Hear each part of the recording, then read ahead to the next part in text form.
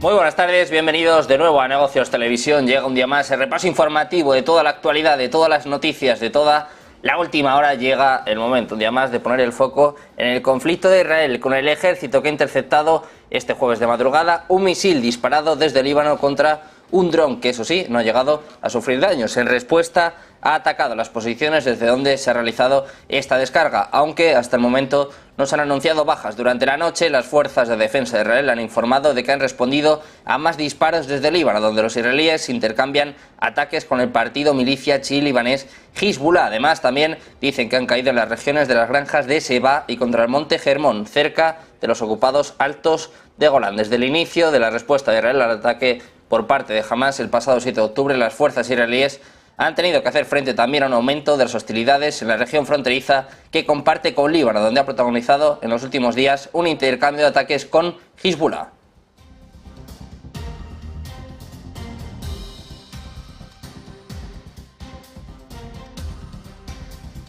Seguimos con el foco puesto en Israel. Ayer les contábamos que Bolivia rompía relaciones, les avisamos en las últimas semanas también de Turquía, que estaba haciendo lo mismo, y le ha tocado a Bahrein. Ha llamado de vuelta a su embajador en Israel y además ha decidido suspender las relaciones económicas con ese estado en protesta por los indiscriminados bombardeos israelíes sobre la Franja de Gaza y sobre todo en apoyo a la causa palestina. Esto es lo que ha informado en un comunicado el Consejo de Diputados del Reino del Golfo. El Consejo confirma que el embajador de Israel en el reino ha abandonado Bahrein y además también dice que ha decidido devolver a su país al embajador en Israel. También se han suspendido las relaciones económicas. Esto es lo que apunta el comunicado del país árabe que normalizó sus relaciones con Israel a través de los acuerdos de Abraham de 2020. Y de Israel pasamos a Irán. El gobierno de Estados Unidos se está preparando para una posible avalancha de ciberataques iraníes en represalia por el apoyo a Israel en su conflicto con Hamas. No es solo Israel el que corre peligro de sufrir ataques cibernéticos por parte de los ciberoperadores del régimen alineado con Hamas. Según dicen algunos funcionarios estadounidenses, también ven a Estados Unidos y otras naciones que apoyan al gobierno de Israel como objetivos probables. Estos ataques podrían tomar la forma de un intento de dañar sistemas críticos como el agua o la electricidad y probablemente también involucrarían esfuerzos generalizados de desinformación y podrían involucrar representantes para mantener las huellas dactilares de Irán fuera de estos incidentes.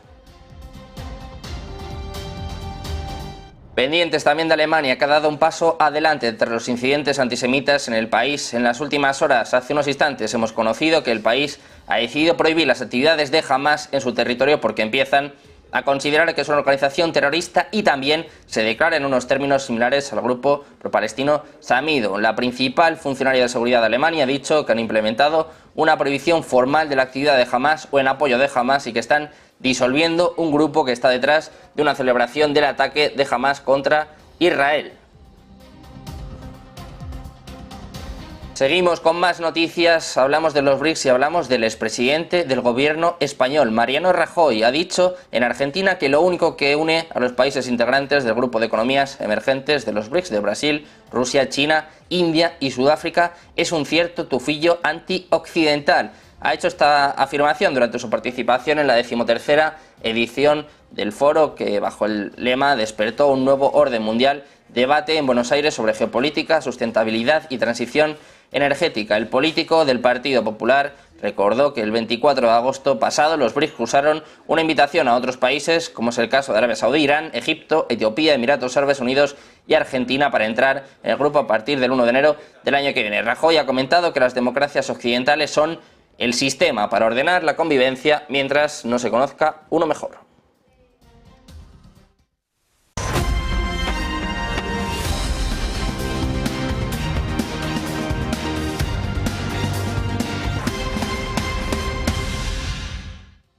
Bienvenidos al repaso informativo de toda la actualidad, de todas las últimas horas, de todas las noticias. Ponemos el foco un día más, como no puede ser de otra forma, en el conflicto que sigue teniendo lugar en Israel. 27 días desde el ataque el pasado 7 de octubre por parte de Hamas, un ataque que sigue vigente y que sigue teniendo consecuencias. El ejército de Israel ha anunciado que ha interceptado hoy mismo de madrugada un misil disparado desde Líbano contra un dron que no ha llegado a sufrir daños. En respuesta, apunta a que han atacado las posiciones desde donde se ha realizado esta descarga, aunque hasta el momento no se han anunciado bajas. En sus redes sociales, en concreto en X, el ejército israelí ha confirmado que esta noche se ha disparado un misil tierra-aire desde territorio libanés contra un avión pilotado a distancia por las fuerzas de defensa de Israel. En respuesta, las Sefardí han atacado al escuadrón que llevó a cabo este tiroteo y el lugar de lanzamiento desde el cual se ha lanzado este misil. Apunta en las fuerzas de defensa de Israel a que la aeronave no ha sufrido daños. Durante la noche, las Sefardí han informado de que han respondido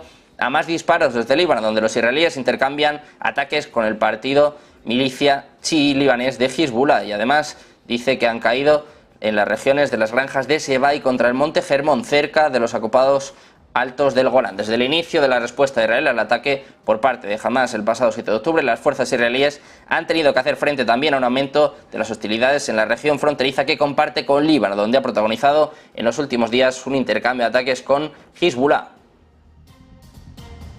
Las fuerzas de defensa de Israel, que siguen utilizando herramientas, siguen intentando, en este caso, buscar, encontrar a los objetivos de Hamás, y en concreto la Dirección de Inteligencia Militar de la Sefardí ha dicho que su llamado centro de objetivos ha identificado a 1.200 nuevos objetivos de Hamás en la Franja de Gaza en medio de la ofensiva terrestre en curso que comenzó la semana pasada. Las Sefardí han dicho que cientos de soldados están trabajando para producir nuevos objetivos a gran escala. De hecho, un alto oficial de la inteligencia ha dicho que la guerra del enemigo se comporta de manera diferente y que por eso crea nuevas oportunidades. La Dirección de Inteligencia Militar está usando inteligencia artificial y herramientas automatizadas para producir objetivos fiables de forma rápida y precisa. El oficial superior ha dicho que por primera vez están usando herramientas nuevas para proporcionar inmediatamente a las fuerzas terrestres en la Franja de Gaza información actualizada sobre los objetivos a atacar.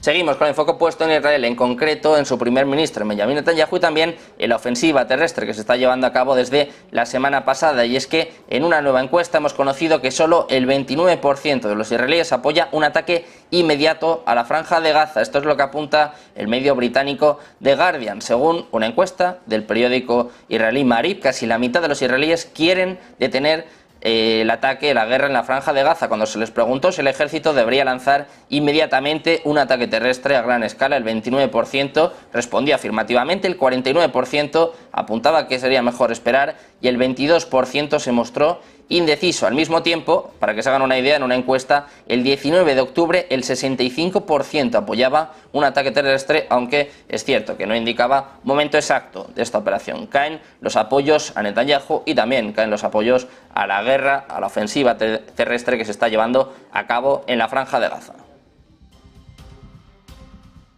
Precisamente hablando de los apoyos de Netanyahu, uno de los apoyos más firmes desde el inicio de la guerra fue sin duda Joe Biden, el presidente estadounidense, pero ojo porque las tornas están empezando a cambiar. El primer ministro israelí, Benjamin Netanyahu, le podría quedar muy poco al frente del gobierno. Esto es lo que opinan en la Casa Blanca. Cada vez son más los asesores que no creen o que empiezan a apuntar a que su fin esté cerca. Empiezan a barajar algunos nombres, algunos posibles sucesores para ocupar este cargo. Según publica Político, la administración estadounidense cree que a Netanyahu solo le queda un tiempo limitado en el cargo, y de hecho no solo lo piensa, sino que también, según algunas fuentes, el propio Joe Biden se lo habría trasladado en una conversación telefónica. El presidente estadounidense habría incluso sugerido que preparase las lecciones que debería compartir con su eventual sucesor. Según algunas fuentes citadas por el medio Político, la expectativa interna estima que el primer ministro israelí probablemente iba a durar unos meses o al menos hasta que termine la fase inicial de combate de la campaña militar de Israel en la Franja de Gaza, aunque todos coinciden en la absoluta imprevisibilidad de la política de Israel.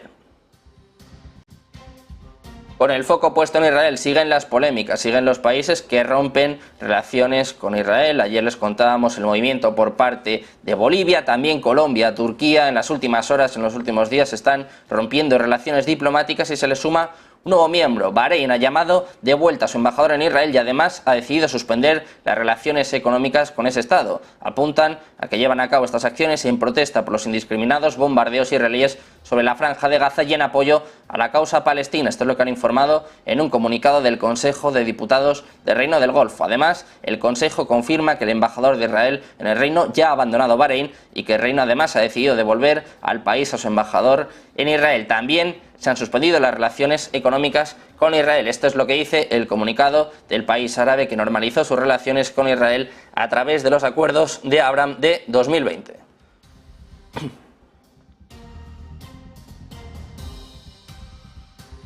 Seguimos con el foco, con el punto de mira puesto en algunos puntos clave, algunos enclaves como el cruce de Rafah. Decenas de extranjeros están preparados también para salir en el día de hoy de Gaza hacia Egipto por el paso de Rafah. Están, como les decíamos, decenas de extranjeros preparados para salir este mismo jueves desde Gaza hacia Egipto a través del cruce de Rafah. Al menos 320 ciudadanos extranjeros de una lista inicial que estaba cerca de los 500, así como decenas de gazatíes gravemente heridos han cruzado en virtud del acuerdo entre Israel, Egipto y Hamás.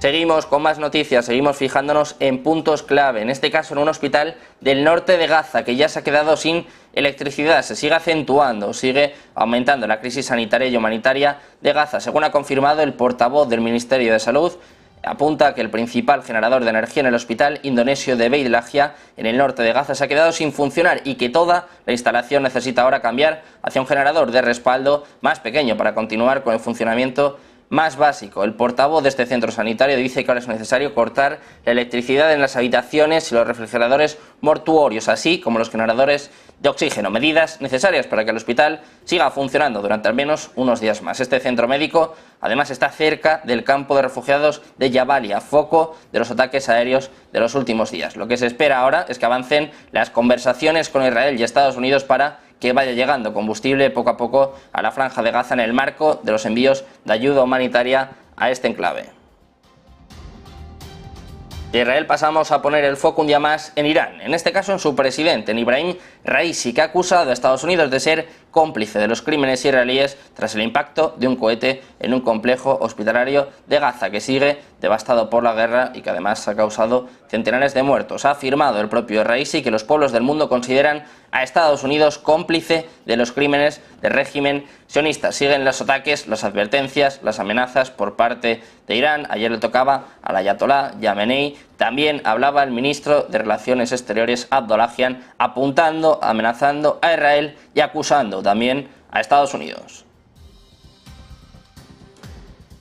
Y seguimos hablando de Irán, en este caso del gobierno de Estados Unidos, que, ojo, ya se está preparando para una posible avalancha de ciberataques iraníes en represalia por el apoyo a Israel en su conflicto con Hamás. Dicen que no es solo Israel el que está corriendo peligro de sufrir ataques cibernéticos por parte de los ciberoperadores del régimen alineado con Hamás. También ven a Estados Unidos y a otras naciones que están apoyando al gobierno israelí como objetivos probables. Tales ataques podrían tomar la forma de un intento de dañar sistemas críticos como el agua o la electricidad. Además, probablemente involucrarían esfuerzos generalizados de desinformación y también podrían involucrar representantes para mantener las huellas dactilares de Irán fuera de los incidentes. De hecho, el director del FBI, Christopher Wray, declaró ante el Tribunal, ante el Comité de Asuntos Gubernamentales y Seguridad Nacional del Senado, apuntando a que podemos esperar que los ataques cibernéticos a intereses e infraestructuras críticas estadounidenses, que ya vemos que se están llevando a cabo tanto por parte de Irán como por actores no estatales, empeoren si el conflicto se expande, al igual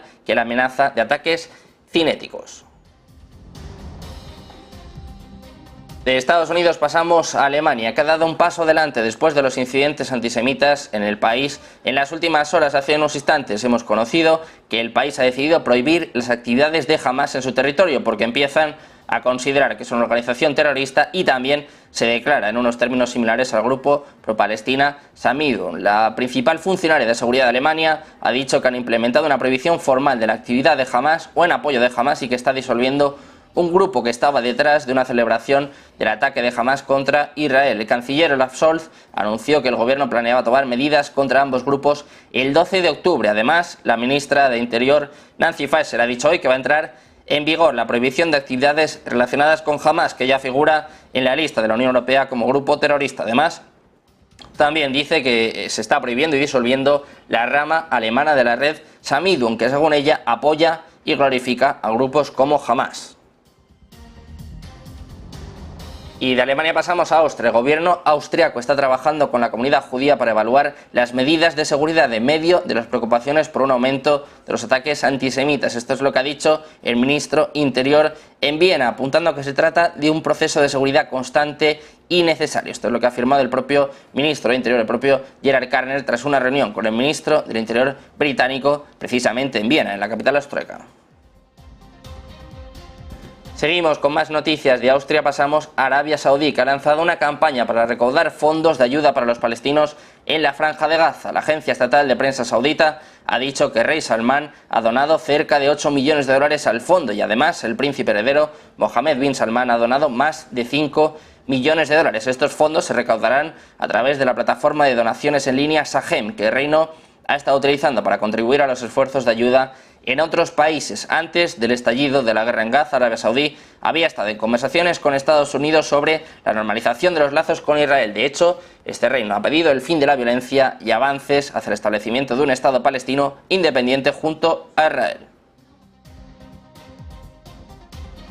De Arabia Saudí pasamos a Estados Unidos. El secretario de Estado estadounidense Antony Blinken y el ministro de Defensa saudita, el príncipe Khalid bin Salman Al Saud, han discutido la situación humanitaria en la Franja de Gaza y la necesidad de reforzar la estabilidad en la región. Según ha dicho hoy mismo el Departamento de Estado, apuntan en un comunicado a que el secretario ha afirmado la importancia de abordar las necesidades humanitarias en Gaza, prevenir una mayor propagación del conflicto y reforzar la estabilidad y la seguridad regionales, incluido Yemen. Además, también han enfatizado en la importancia de trabajar hacia una paz sostenible entre israelíes y palestinos, una prioridad, según ellos, compartido tanto por Estados Unidos como por parte de Arabia Saudí.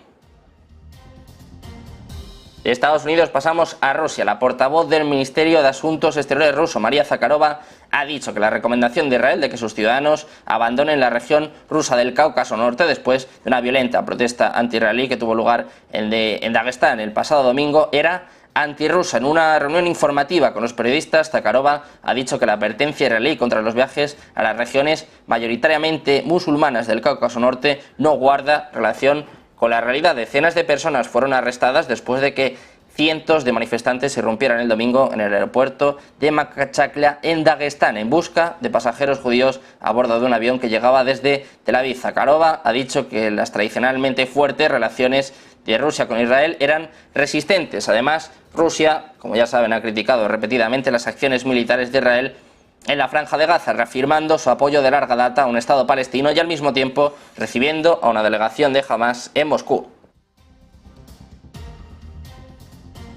Enseguida continuamos con más noticias, con más últimas horas, con más actualidad, una breve pausa y enseguida volvemos con la mejor información aquí en Negocios Televisión.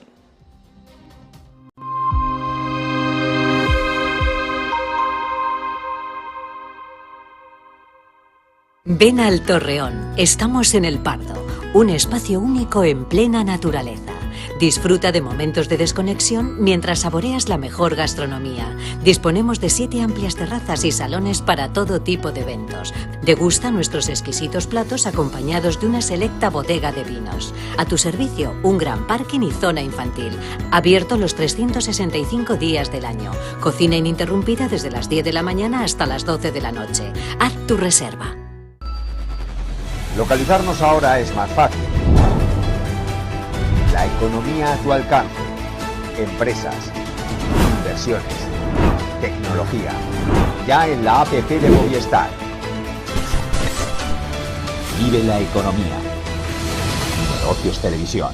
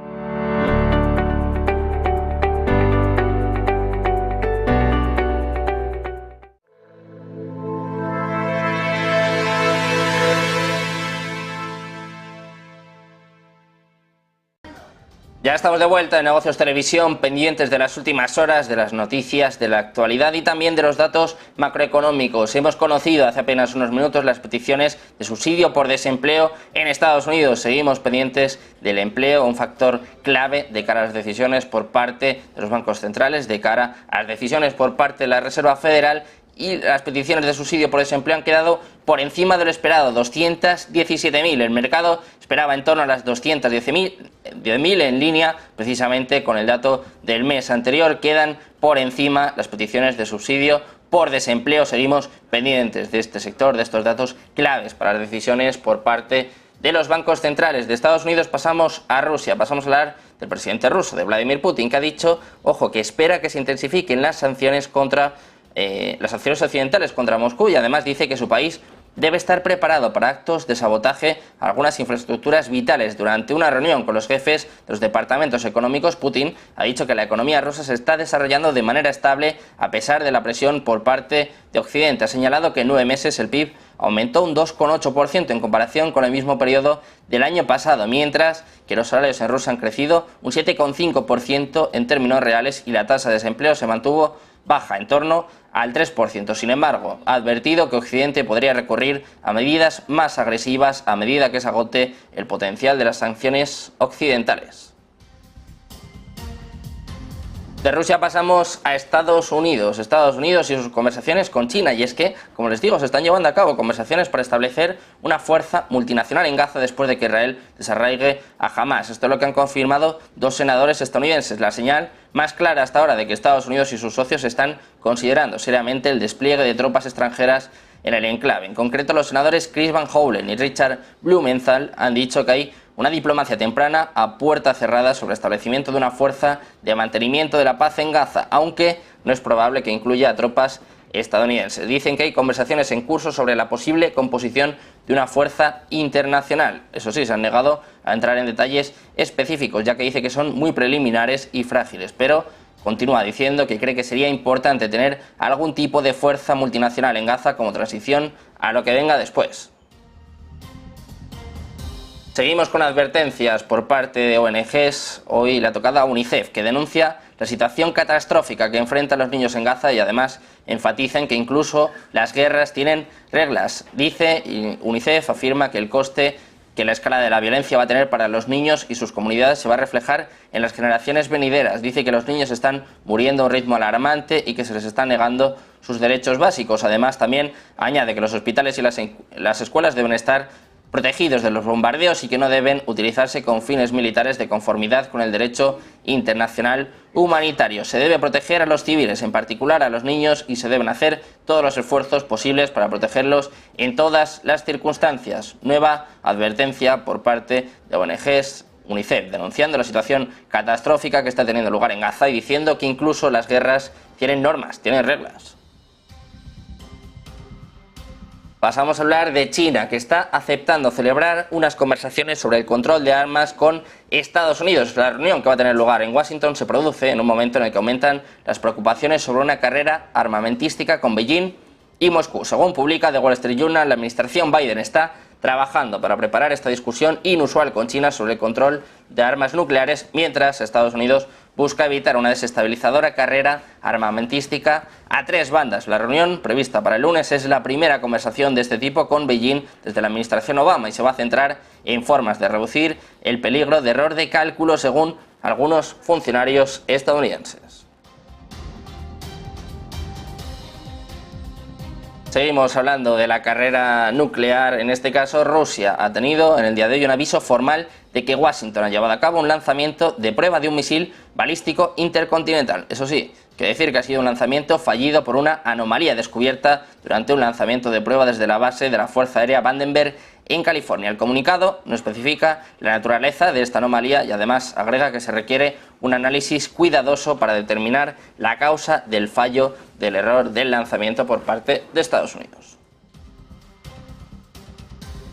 Seguimos hablando de la carrera armamentística. En este caso hablamos de Rusia, de Vladimir Putin. Y es que la semana pasada el Parlamento ruso daba luz verde y ahora ha sido El presidente de la Federación ha sido Vladimir Putin, el que ha confirmado la retirada de la ratificación del Tratado Global que prohíbe las armas nucleares, una evidencia del profundo enfriamiento de las relaciones con Estados Unidos mientras Rusia prosigue su guerra con Ucrania. Dicen desde el Kremlin que Rusia no está todavía preparada para reanudar las discusiones sobre cuestiones nucleares con Estados Unidos, a menos que Washington abandone su política hostil. El caso es que asegura Moscú que no se van a reanudar por su parte las pruebas nucleares a menos que Washington lo haga, aunque todos los expertos empiezan a apuntar a que estamos a las puertas de una nueva carrera armamentística. Seguimos hablando de Rusia, en este caso del acuerdo del grano. Siguen las negociaciones para recuperar el acuerdo del grano del que Rusia se salió a principios del mes de julio. Hablando con algunos medios del país, el segundo del Ministerio de Exteriores ha dicho que se necesitan aplicar plenamente las disposiciones del memorando de Rusia con la ONU para la reanudación del acuerdo sobre cereales, algo que desde el Kremlin todavía no han visto, sobre todo en la parte de levantar las sanciones impuestas a los bancos del país y a las empresas que se dedican a la producción y exportación. Hace apenas unos minutos, el portavoz del Kremlin, Dmitry Peskov, ha confirmado su intención de recuperar este pacto de exportaciones de cereales, pero decía que solo tendrá lugar cuando se cumpla la parte de tratar mejor a Rusia por parte de Occidente y las Naciones Unidas.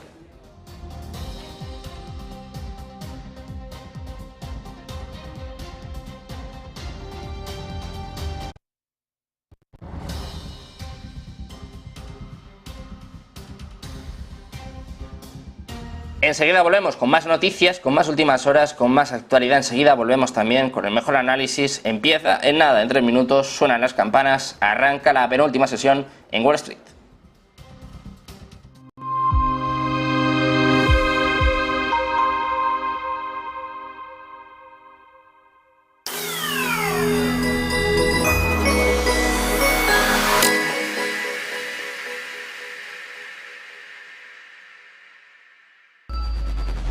Localizarnos ahora es más fácil. La economía a tu alcance. Empresas, inversiones, tecnología. Ya en la APP de Movistar. Vive la economía. Negocios Televisión.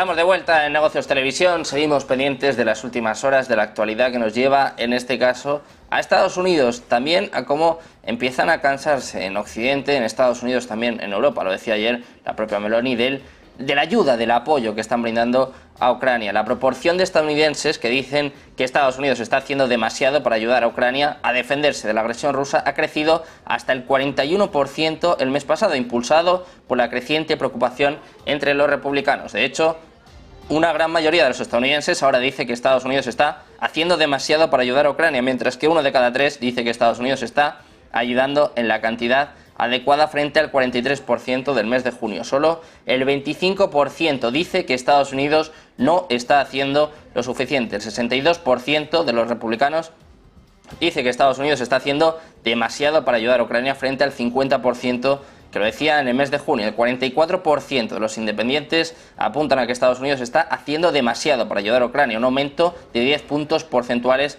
desde el mes de junio. Sin embargo, solo el 14% de los demócratas dice que Estados Unidos está haciendo demasiado en estos momentos. Pendientes de la apertura de Wall Street, a punto de sonar las campanas en esta penúltima sesión de la semana, pendientes de los resultados de Apple esta noche. Lo escuchamos.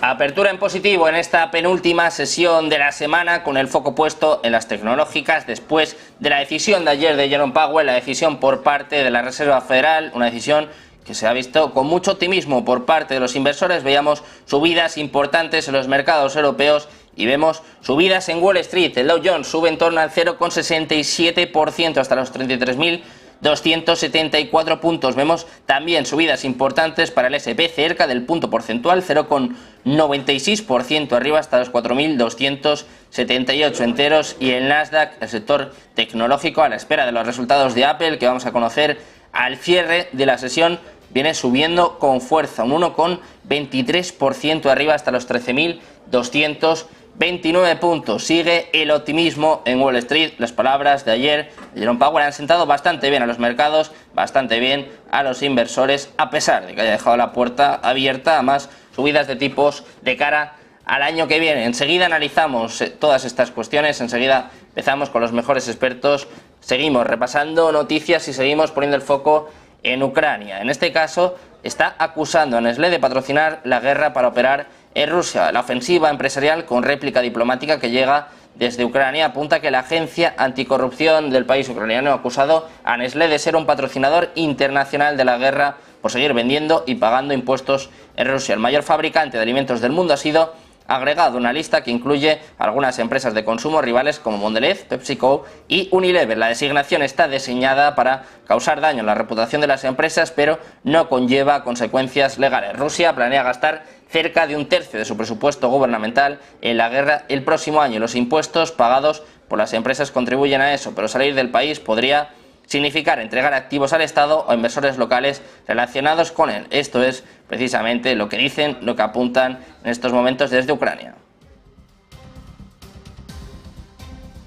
Seguimos con más noticias. Hablamos en este caso de los BRICS. Ojo, porque hay críticas, advertencias por parte de Mariano Rajoy, del expresidente español, que dice que en Argentina que lo único que une en estos momentos a los países emergentes, a los países integrantes del grupo de economías emergentes de los BRICS, refiriéndose a Brasil, a Rusia, a India, a China y a Sudáfrica, dice Rajoy que lo único que les une es un cierto tufillo antioccidental. El exmandatario hizo esta afirmación durante su participación en la 13ª edición del foro ABC, que bajo el lema despertó un nuevo orden mundial, debate Buenos Aires sobre geopolítica, sustentabilidad y transición energética, entre otros asuntos. El político del Partido Popular ha recordado que el 24 de agosto pasado los BRICS cursaron invitación a otros países que eran, en concreto, Arabia Saudí, Irán, Egipto, Etiopía, Emiratos Árabes Unidos y Argentina, para entrar al grupo de cara al año que viene, de cara al 1 de enero de 2024. Rajoy ha comentado que las democracias occidentales son el sistema para ordenar la convivencia mientras no se conozca otro mejor, pero aprovecha para atacar a los BRICS. Dice que lo único que une a estos países es que todos tienen cierto tufillo antioccidental. Pendientes de la Reserva Federal, de los bancos centrales, ya han visto el efecto que están teniendo las palabras en el día de ayer de Jerome Powell. Vemos subidas para los principales índices, los principales mercados, después de que la Reserva Federal cumpliera con lo previsto. Ha mantenido los tipos de interés sin cambios, el mismo movimiento que el Banco Central Europeo hace apenas una semana, y con un discurso en el que no descarta próximos movimientos al alza. El jefe de la Fed hacía un repaso de las subidas adoptadas hasta el momento, lanzando el diagnóstico de que las condiciones financieras se han endurecido significativamente y además trasladando que la decisión de mantener el tipo principal entre el 5,25% y el 5,5% fue unánime. Escuchamos las palabras de Jerome Powell, del presidente de la Reserva Federal. Since early last year, the FOMC has significantly tightened the stance of monetary policy. We have raised our policy interest rate by 5.25 percentage points and have continued to reduce our securities holdings at a brisk pace. The stance of policy is restrictive, meaning that tight policy is putting downward pressure on economic activity and inflation, and the full effects of our tightening have yet to be felt. Today, we decided to leave our policy interest rate unchanged and to continue to reduce our securities holdings. Given how far we have come, along with the uncertainties and risks we face, the committee is proceeding carefully. We will make decisions about the extent of additional policy firming and how long policy will remain restrictive based on the totality of the incoming data, the evolving outlook, and the balance of risks. Pendientes de las palabras de Jerome Powell, los movimientos por parte de los bancos centrales. Enseguida le contamos con todo el detalle lo que ha decidido en el día de hoy el Banco de